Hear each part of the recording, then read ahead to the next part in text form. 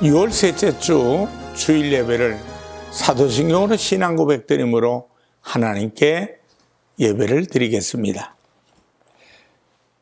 전능하사 천지를 창조하신 하나님 아버지를 내가 믿사오며 그 외아들 우리 주 예수 그리스도를 믿사오니 이는 성령으로 잉태하사 동정녀 마리아에게 나시고 본디오 빌라도에게 고난을 받으사 십자가에 못 박혀 죽으시고 장사한 지 사흘 만에 죽은 자 가운데서 다시 살아나시며 하늘에 오르사 전능하신 하나님 우편에 앉아 계시다가 저리로서 산 자와 죽은 자를 심판하러 오시리라. 성령을 믿사오며 거룩한 공회와 성도가 서로 교통하는 것과 죄를 사하여 주시는 것과 몸이 다시 사는 것과 영원히 사는 것을 믿사옵나이다. 아멘. 찬송가 379장으로 하나님께 영광을 돌리겠습니다.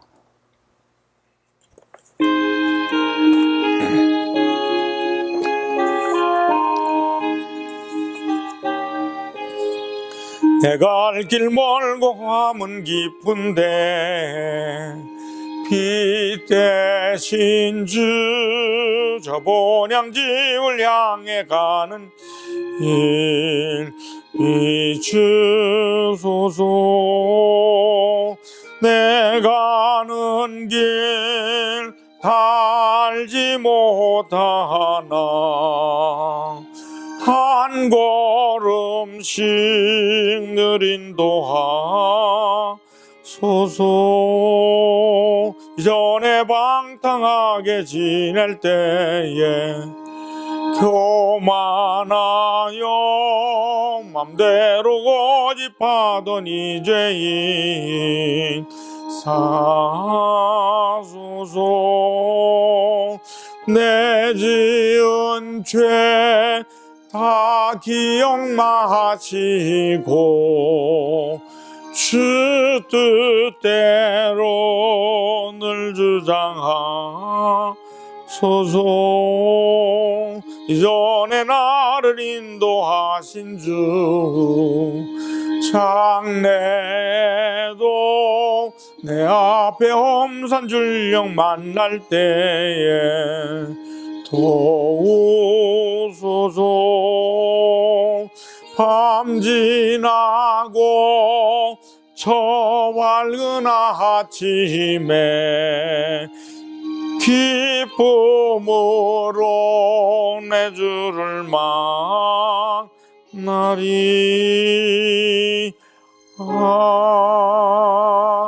아멘. 기도하겠습니다.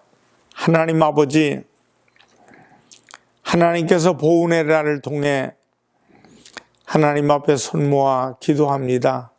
이 땅에 다시는 전쟁이라는 모든 것이 이 땅에 우리 모든 민족 속에 나타나지 않도록 하나님께서 구름기둥과 불기둥으로 보호하셨던 이스라엘 백성처럼 보호해 주시고 남북한의 모든 백성들의 마음속에 근심되지 않도록 염려되지 않도록 하나님 다시 한번 하나님이 복을 내려 주시옵소서.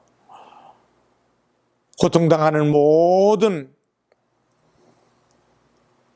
형제들 이웃들, 특별히 전쟁이라는 것을 통해 한국전쟁, 그리고 아버지 하나님이여 월남전쟁, 그리고 세계를 향하여 파병돼서 고통을 당하는 백성들, 남북한의 대지상태를 통해 휴전 이후에도 벌어졌던 많은 아픔 속에서 고통당하는 많은 가족들이 있사오니 그들의 가족들도 위로하시고 함께하여 주시옵소서.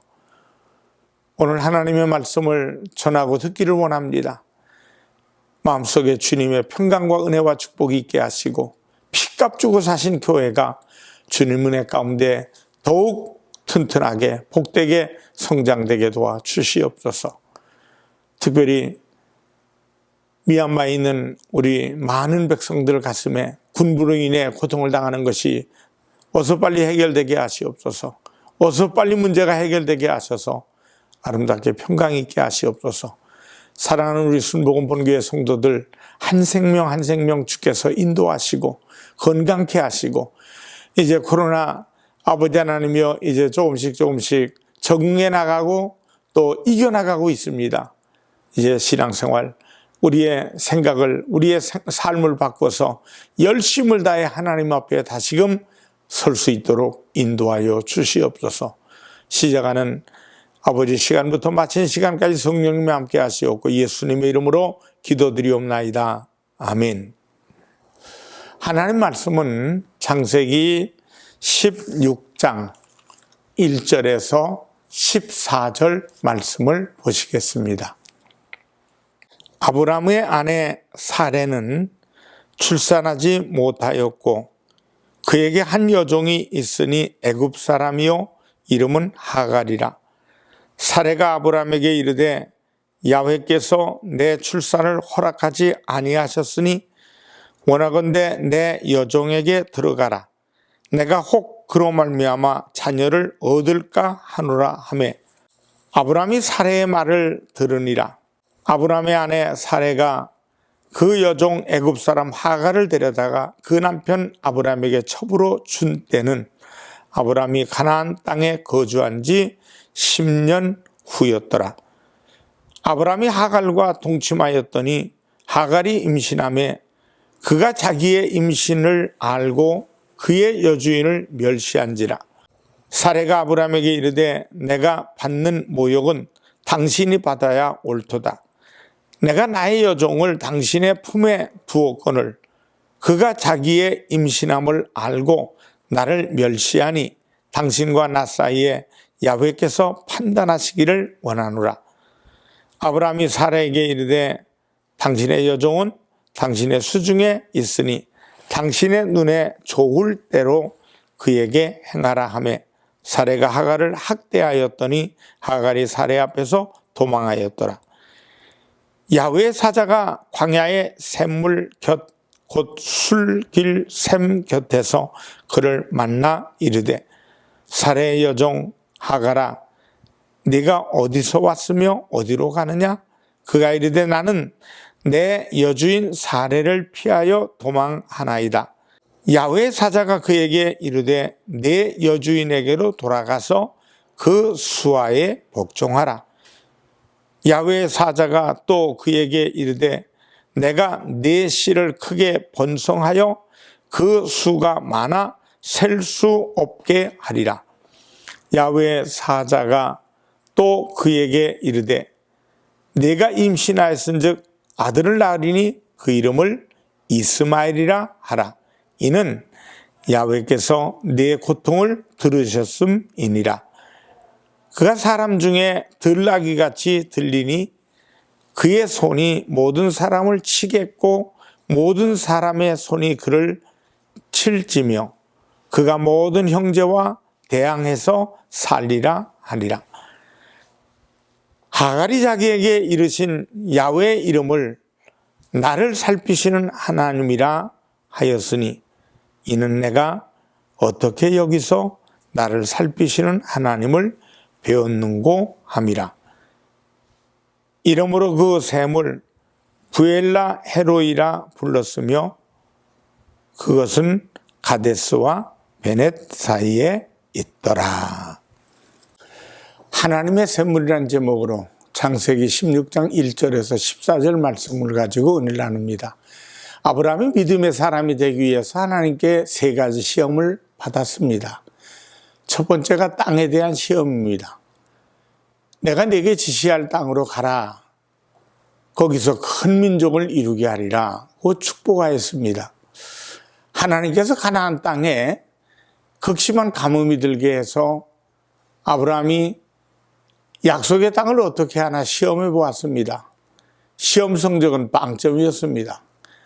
아브라함과 사레는 약속의 땅을 버리고 비옥하고 기름진 애굽으로 내려가게 됩니다. 그런데 하나님의 약속을 이루어 갈 사레는 애굽의 바로 왕에게 빼앗길 위험에 처하게 되었습니다. 이 시험에서 아브라함과 사레는 낙제를 했습니다. 두 번째 시험이 자녀에 대한 시험이었습니다. 이 시험 역시 불합격이었습니다. 하나님의 사자가 개입하여서 겨우 수습하게 됩니다. 자녀의 시험에서 아브라함과 사례는 인간적인 방법을 사용함으로 낙제를 했습니다. 그런데 하나님께서 수습하여 주시고 있습니다. 그것이 오늘 주님께서 우리에게 주신 하나님의 샘물을 통해서 수습하시고 믿음으로 훈련하시는 것입니다. 마지막 시험 문제가 창세기 19장에 외아들 이삭을 번제단에 제물로 드리라는 시험이었습니다. 이 시험만 제대로 정답을 맞추었습니다. 아마도 아브라함은 시험 문제를 풀면서 자신이 무엇이 부족한지 잘못되었는지 하나씩 알게 되었을 것입니다. 하나님께서 아브라함에게 믿음의 조상이 되고 열국이 아브라함을 통해서 구원받게 되기 위해서 내신 3가지 시험 문제 중에 2개를 틀리고 1개만 제대로 답을 풀었습니다. 그러면 낙제입니다. 그럼에도 불구하고 하나님께서 아브라함과 사례를 통해서 하나님의 구원의 역사를 이루어 가고 계신 것입니다. 믿음의 삶이란 내가 믿겠다고 되는 것이 아닙니다.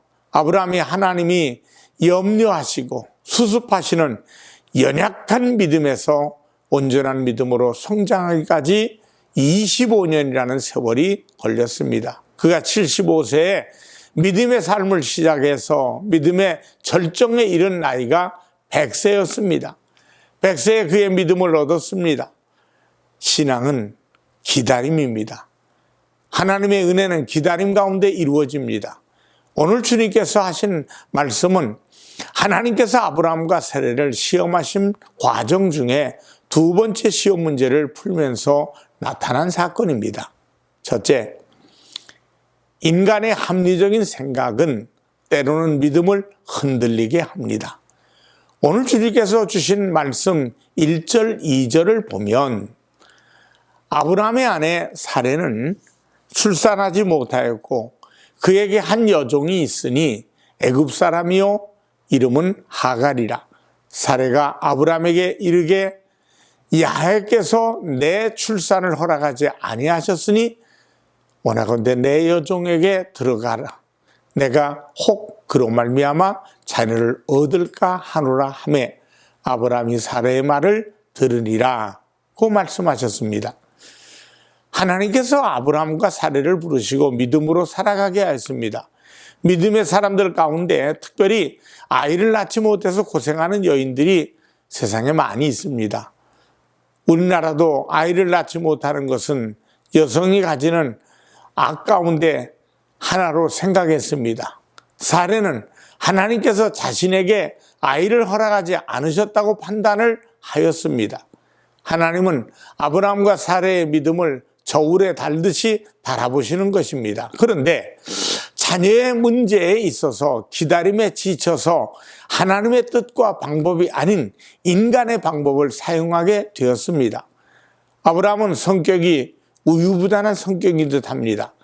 하나님께서 약속하신 땅 문제를 놓고 시험을 하였는데 불합격하였습니다. 가나안의 기근이 찾아오자 하나님의 그것을 냉큼 버리고 애굽으로 내려갔습니다. 하나님이 언약하시고 가나안에 살게 된 지 10년이 훌쩍 흘러갔습니다. 그러나 사례에게는 아이가 생기지 않습니다. 결혼하고 아이가 생기지 않는 부부들을 보면 얼마나 안쓰러운지 모릅니다. 어느 가정은 7년을 기도하면서 애쓰다가 겨우 아이를 얻는 경우도 있습니다. 요즘 산부인과 기술이 발달해서 시험관 낙이나 인공수정 같은 기술이 발달했다고 할지라도 생명이 시작되는 환경을 좋게 해줄 뿐이지 생명 자체를 창조하는 것은 아닙니다. 생명은 하나님의 영역입니다. 그런 점에서 아이를 낳는 것 역시 하나님께서 태를 열어주셔야 합니다. 내가 세상에 태어나고 세상을 살아가는 것은 얼마나 큰 축복이고 큰 사명이 있는지 잘 알아야 합니다. 10년을 기다려도 아이가 없자 초조해진 사례가 인간적인 방법을 제안하게 됩니다. 아브라함은 좀 합리적이고 계산적인 사람의 전형이라 할 수 있습니다. 속으로는 꼭 사례를 통해서가 아니라 다른 여자를 통해서라도 주실 수 있을 것이라고 합리화했을지도 모릅니다. 아브라함은 사례가 이런저런 방법으로 하자고 속삭일 때 안 된다고 말하지 않습니다. 인간적인 방법은 그만두고 하나님께서 주실 때가 되면 주시지 않겠느냐? 조금 더 기다리자. 이렇게 했더라면 얼마나 좋았겠습니까? 그런데 그렇게 말하지 않고 어물어물 아내 사레가 하자는 대로 합니다. 사레가 남편 아브라함에게 아이를 낳지 못하는 것에 대해서 미안한 마음이 들었는지 자신의 종을 통해서 아이를 얻으려고 하였습니다. 하나님께서는 자손의 축복을 약속하셨지만 사레에게는 아무 소식이 없습니다. 또 나름대로 꼭 사레의 몸을 통해서 주시겠다고 한 것은 아니지 않는가라고 핑계댈 수도 있습니다. 그래서 인간적인 생각과 판단을 앞세우게 된 것입니다. 그래서 믿음이 흔들리게 된 것입니다. 우리가 믿음이 흔들릴 때는 하나님을 바라보지 않고 세상을 바라볼 때가 있습니다. 인간적인 방법을 따를 때 흔들립니다. 둘째로 아브라함은 하나님의 방법을 기다리지 못하고 인간적인 방법을 선택합니다. 오늘 주신 주님의 말씀은 3절 4절을 보니까 아브라함의 아내 사레가 그 여종 애굽 사람 하갈을 데려다가 그 남편 아브라함에게 첩으로 줄 때 아브라함이 가나안 땅에 거주한 지 10년 후였더라. 아브라함이 하갈과 동침하였더니 하갈이 임신하매 그가 자기의 임신을 알고 그의 여주인을 멸시한지라 라고 말씀합니다. 아브라함과 사레는 인간적인 생각으로 하갈을 통해서 아이를 얻기로 하였습니다. 이 방법은 인간적으로 가장 합리적이고 옳은 생각이었습니다. 아브라함은 하나님의 약속에 대해서 의심을 품기 시작했습니다. 그 결과 당시 사람들이 일반적으로 사용하고 있는 방법을 선택했습니다. 하나님의 뜻이 아닌 사람이 하는 인간적인 방법을 통해서 아이를 얻으려고 계획하였습니다. 그것은 사레의 몸종인 하갈을 통해서 아이를 낳도록 하는 것이었습니다. 사레는 임신이 되지 않아서 노심초사 마음고생을 심하게 하였습니다. 그런데 하갈은 쉽게 임신이 되었습니다.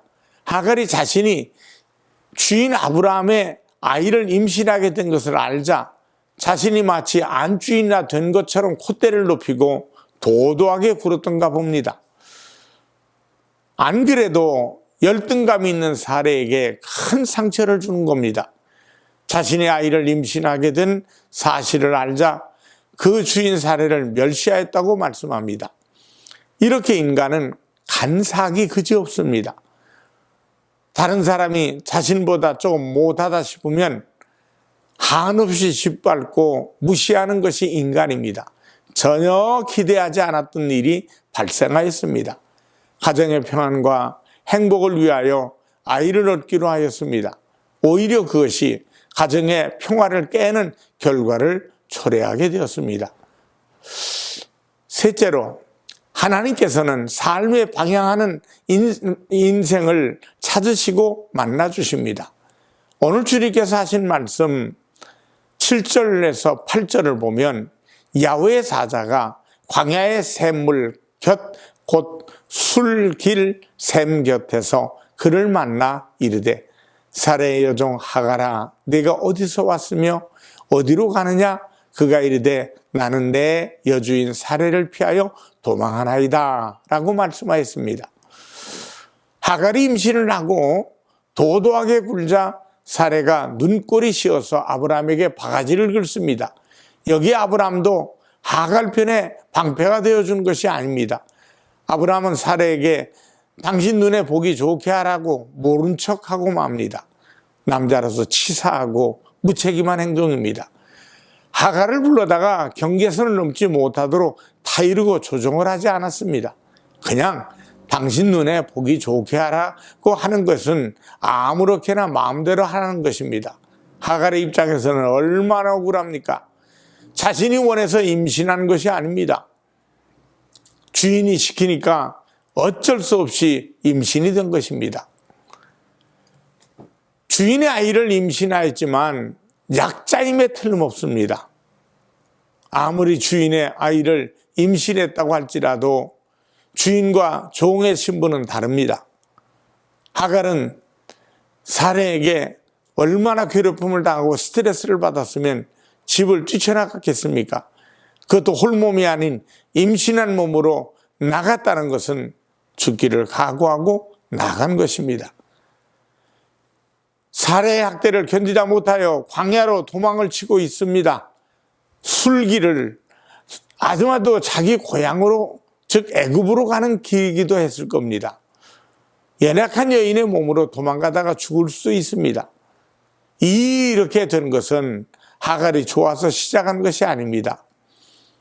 주인 아브람과 사레가 자식의 생각으로 계획하고 만든 일이었습니다. 하나님께서는 아브람과 사레를 사랑하십니다. 뿐만 아니라 그 가정에서 일하는 그 몸종인 하갈까지도 아끼시고 사랑한다는 사실을 우리는 말씀을 통해 알 수 있습니다. 하갈은 인간적으로 죽음을 각오하고 주인의 집을 뛰쳐나왔습니다. 앞으로 어떤 일이 일어날지 알 수 없습니다. 하나님의 사자가 하갈에게 네가 어디서 왔으며 어디로 가느냐 묻습니다. 사레나 아브라함은 하갈의 이름을 부르지 않습니다. 그냥 여종이라고 말합니다. 여종이라는 말에는 인격이 없는 겁니다. 그러나 하나님께서는 하갈의 이름을 불러주셨습니다. 사레의 여종 하갈아, 하갈아 하고 이름을 부르셨습니다. 당시 상전이 종의 이름을 불러주는 일은 없습니다. 하지만 하나님께서는 하갈의 이름을 부르셨습니다. 하지만 사레의 여종 하갈아 하십니다. 너는 사레의 여종이라는 사실을 또 각인시킵니다. 나의 위치가 지금 어디 있는지 아는 것이 중요합니다. 지금 하갈의 위치는 빗나간 위치입니다. 아브라함 집에 있어야 할 형편에 사레의 학대를 견디지 못해서 도망쳐 나온 것입니다. 하갈은 자신의 고향으로 돌아가기 위해서 광야길을 부지런히 가고 있습니다. 그러나 당시로서는 가는 도중에 어디에서 지쳐서 쓰러져 죽을지 모릅니다. 어쩌면 사레에게 학대를 당하면서 스트레스를 받는 것보다 차라리 죽는 게 낫다고 생각했을지도 모릅니다. 그래서 극단적인 선택을 하였습니다. 여기에 주인 아브람도 하갈의 바람막이가 되는 것이 아니라 사레에게 마음대로 하라고 하니까 더 속상할 수밖에 없습니다. 하갈이 기댈 언덕이라고는 아무것도 없습니다. 주님께서는 시편 42편 5절에서 내 영혼아 내가 어찌하여 낙심하며 어찌하여 내 속에서 불안해하는가 너는 하나님께 소망을 두라고 말씀합니다. 넷째로 나를 살피시는 하나님의 샘물은 새로운 힘과 능력으로 살아가게 합니다. 본문 13절에서 14절 말씀을 봅시다. 하갈이 자기에게 이르신 야훼의 이름을 나를 살피시는 하나님이라고 하였으니 이는 내가 어떻게 여기서 나를 살피시는 하나님을 배웠는고 함이라. 이러므로 그 샘을 부엘라 헤로이라 불렀으며 그것은 가데스와 베넷 사이에 있더라고 말씀하였습니다. 하갈이 나를 살피시는 하나님이라고 고백하고 있습니다. 하나님은 언제나 살아계시지만 누구에게나 나타나시는 하나님이 아닙니다. 하나님께서는 택한 백성의 하나님이 되시지 아무에게나 자신을 나타내지 않으십니다. 하갈은 나를 살피시는 하나님이라고 고백합니다. 하갈은 사람의 몸종입니다.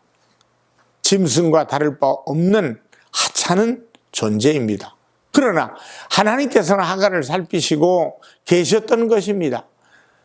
하갈의 가장 위급한 순간에 하나님을 만나게 되었습니다. 어떻게 내가 하나님을 배웠는고 고백하지 않습니까? 하갈이 하나님을 만나게 된 것은 지식이 많아서가 아닙니다. 재물이 많아서도 더더욱 아닙니다. 인물이 좋아서도 아닙니다. 하갈은 가난한 몸종입니다. 하갈은 아브라함과 사레의 집에서 지내면서 하나님에 대해서 많이 들었을 것입니다. 믿음은 들음에서 생기는 겁니다. 하갈은 비천한 자입니다. 힘없는 인간을 대표하는 것이 하갈입니다. 하나님은 이러한 하갈을 외면하지 않으시고 찾아오신 것입니다. 누군가가 잡아서 죽이고 아무 곳이나 묻어버려도 찾아 나설 사람이 없습니다. 누구 하나 안타까워하고 슬피 울어줄 사람도 없고 무가치한 인생입니다. 그럼에도 불구하고 하나님의 사자가 하갈을 만나기 위해서 술길 샘물에 오셔서 거기서 기다리고 계신 것입니다. 하갈의 가슴 깊은 곳에 주인에 대한 배신감과 억울한 자신에 대한 분노가 가득합니다. 그러나 하나님께서는 가데스와 베렛 사이에 있는 샘물에서 하갈을 만나주시고 그의 인생을 새롭게 하여 주십니다. 여기서 우리가 중요하게 생각할 것이 있습니다. 하나님은 때로 우리들을 만나주십니다. 기도의 자리에서 만나주시기도 하고 찬송하는 가운데서 만나주십니다. 말씀을 묵상하는 중에 또 세미한 음성으로 만나주십니다. 그것이 부엘라 헤로이 나를 감찰하시는 하나님의 샘물입니다. 우리들 교회는 사실 하갈처럼 버림받고 천대받은 사람들, 그들의 이름을 부르는 일을 게을리해서는 안 됩니다. 하갈이 창세기 안에서만 있는 것이 아닙니다. 오늘 우리 주변에는 수많은 제2, 제3의 하갈 같은 사람들이 있습니다. 외국인 근로자들이 있습니다. 대우를 받지 못하고 갖은 학대와 착취를 당하고 있습니다. 사람들에게 자신의 이름을 공공연하게 돌릴 수 없는 서글픈 현실에 직면한 하갈입니다. 그 누구로부터 위로받을 수 없는 억울한 형편과 처지에 있는 사람들이 있습니다. 하나님의 위로와 사랑을 전해야 합니다. 그것이 교회의 역할이고 교회는 살아계신 하나님의 우물이 되는 것입니다. 우리 교회가 작은 샘물이 되고 큰 웅덩이를 이루는 물줄기가 되기를 주님이 원하고 계십니다. 기도하겠습니다. 살아계신 아버지 하나님, 하나님의 샘물을 우리들이 만나길 원합니다.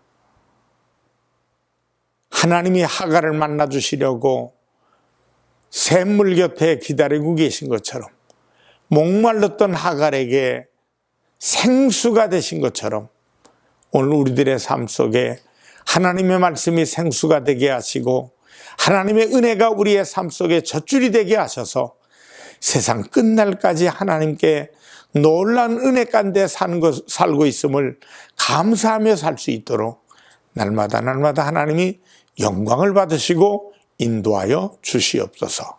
예수님의 이름으로 기도드리옵나이다. 아멘.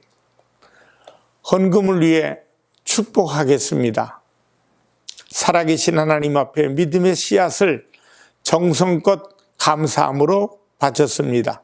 주일, 선교, 건축, 하나님의 것을 구별한 10의 1조, 각종 예물에 1000배, 만배로 갚아 주시옵소서. 예수님의 이름으로 축복하며 기도드리옵나이다. 아멘. 축도하겠습니다.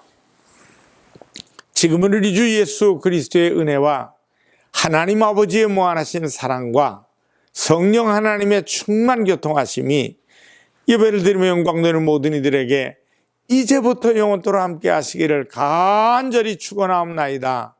아멘.